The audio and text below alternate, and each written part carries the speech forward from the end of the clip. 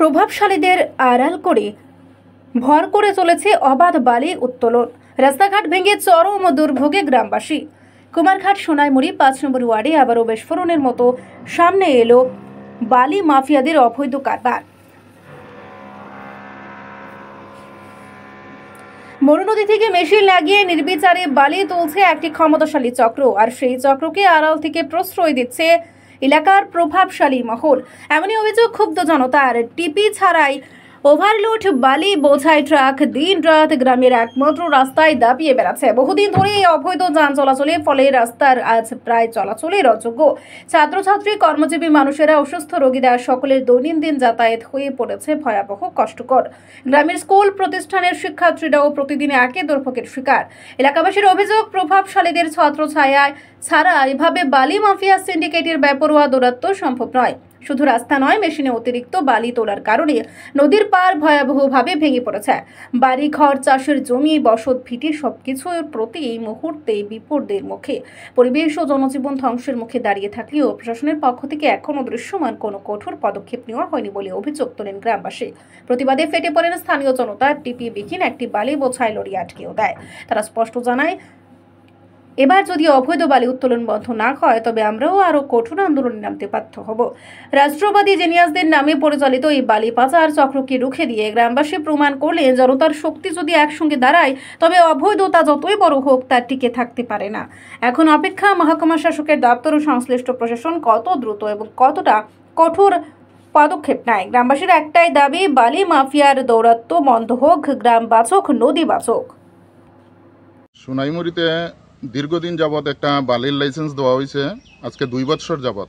আমরা 2 বছর যাবৎ কিচ্ছু কইতেছি না, কিন্তু আজকে ধৈর্যের অতিরিক্ত রাস্তার বেহাল দশা, একটা বাইক নিয়ে চলাচলের মতো উপায় নেই, যার কারণে আজকে আমরা এই বালুর গাড়িটি আমরা আটকাইছি এই রাস্তার মধ্যে। আমরা সবাই মিলিয়া পাড়ার পোলাপান।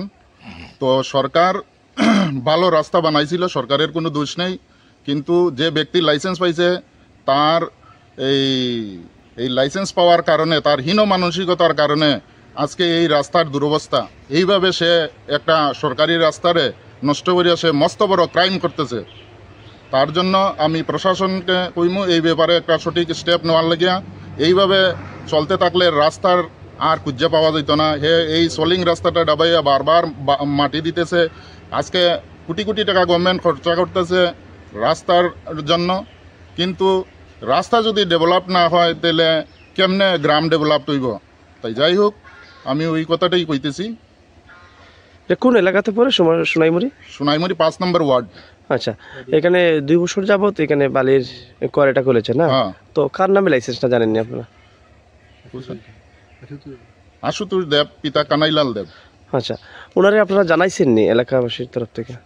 যে অনেকবার জানানো হয়েছে, উনি অকথ্য ভাষায় গালিগালাজ করছে, ওই তারারে অনেকেরই গালিগালাজ করছে এইখানে। আচ্ছা, তো এই হিসেবে ব্যাপারটা। আচ্ছা, এ ব্যাপারে মানে রাস্তার যিনি দপ্তর আছে, দপ্তরে জানাইছেন? পরশুদিনও আমরা এসডিএম এ এই রাস্তার ব্যাপার নিয়ে কমপ্লেন দিছি এবং ডিএফওরেও জানাইছি, এসডিএফওরেও জানানো হয়েছে। তো তারা দেখমু একটা কোথায় যেন একটা স্লোলি ভাব আছে।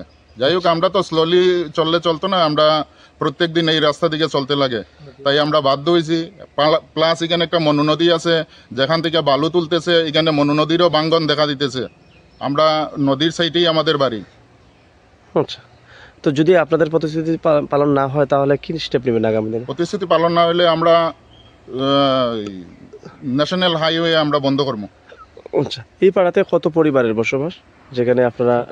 শতাধিক আছে। তো আজকে আপনারা কয়টা গাড়ি আটক করছেন?